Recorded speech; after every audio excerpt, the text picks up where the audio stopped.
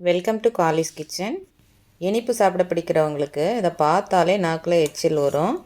தின்ன தின்ன திகட்டாத திருவாதிரை களியும் நம்ம தமிழர்களோட பாரம்பரியமான 7 வகை 9 வகைன்னு காய்கறி சேர்த்து செய்யக்கூடிய காய்கறி கூட்டும் நம்ம இப்போ செய்யலாம் வாங்க.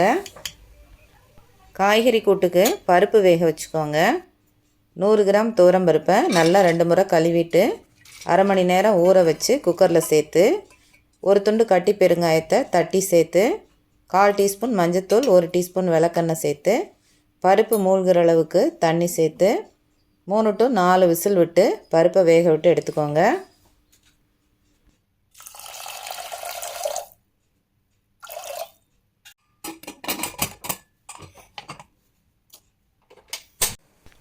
இப்போ கூட்டுக்கு தேவையான காய்கறி அவரைக்காய், பீன்ஸு, கொத்தவரங்காய், வெள்ளை பூசணிக்காய், முருங்கைக்காய், கேரட்டு, வாழைக்காய், கத்திரிக்காய், மாங்காய்னு 9 வகை காய் சேர்த்துருக்கேன்.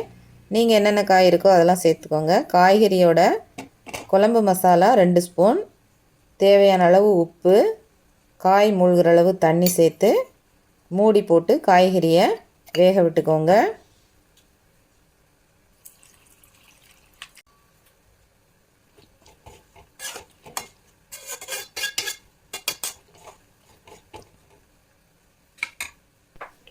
காய்கறி வேகிற நேரத்தில் கூட்டுக்கு தேவையான மசாலா வறுத்து அரைச்சிக்கோங்க.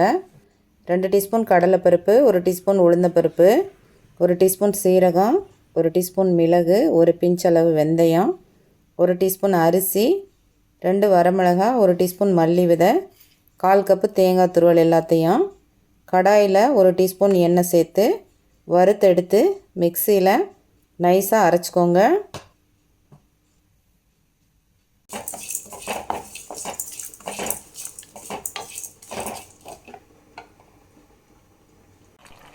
இப்போ காய் நல்லா வெந்துருச்சு.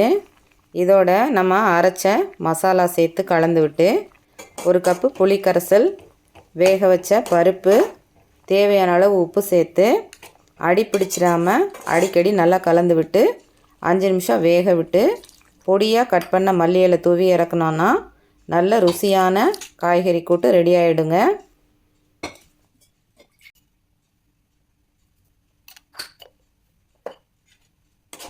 அடி பிடிச்சிடாமல் அடிக்கடி கலந்து விட்டுக்கோங்க.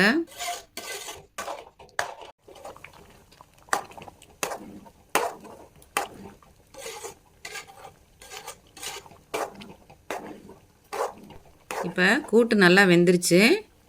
இதுக்கு ஒரு தாளிப்பு கொடுத்துடலாம். 1 ஸ்பூன் எண்ணெயில் கடுகு கருவேப்பிலை போட்டு தாளித்து கொட்டிடலாம்.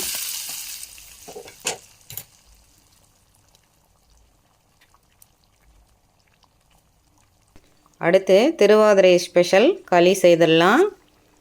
அதுக்கு 1 கப்பு பச்சரிசி, 2 ஸ்பூன் பாசிப்பருப்பு, 1/4 கப்பு துருவன தேங்காய், 10-15 முந்திரி பருப்பு, 2 ஸ்பூன் நெய், 3 ஏலக்காய் இதெல்லாம் எடுத்துட்டு பருப்பையும் அரிசியையும் பொன்னிறமாக வறுத்தெடுத்து மிக்சியில் கொஞ்சம் கொரகொரப்பாக அரைச்சிக்கோங்க.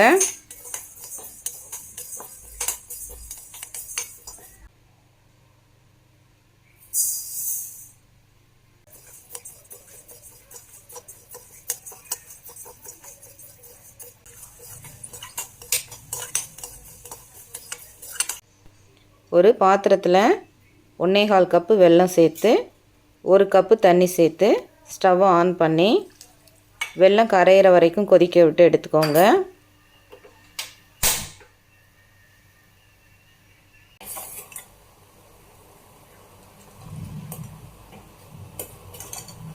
நம்ம அரைச்சி எடுத்த மாவை ஒரு அடி கனமான பாத்திரத்தில் சேர்த்துட்டு அரிசி அளந்தெடுத்தோம் இல்லையா, அந்த கப்பில் 3 கப்பு தண்ணி சேர்த்து நல்லா கட்டி இல்லாமல் கலந்து விட்டுக்கோங்க. வெல்லத்தோட 1 கப்பு தண்ணி சேர்த்தோம் இல்லையா, இப்போ மாவோட 3 கப் தண்ணி சேர்க்குறோம். ஆக மொத்தம் 1 கப்பு அரிசிக்கு 4 கப்பு தண்ணி எடுத்துருக்கோம். கட்டி இல்லாமல் கலந்து விட்டுட்டு கரைச்சி வச்சுருக்கிற வெள்ளை கரைசலை வடிகட்டி இதோடு சேர்த்துக்கலாம். நல்லா கலந்து விட்டுட்டு ஸ்டவ்வை ஆன் பண்ணி கை விடாமல் ஒரு 10 நிமிஷம் கிளறி விடுங்க. கொதி வரும்போது கையில் பட்டால் பொத்து போகும். கவனமாக கிளறி விடுங்க.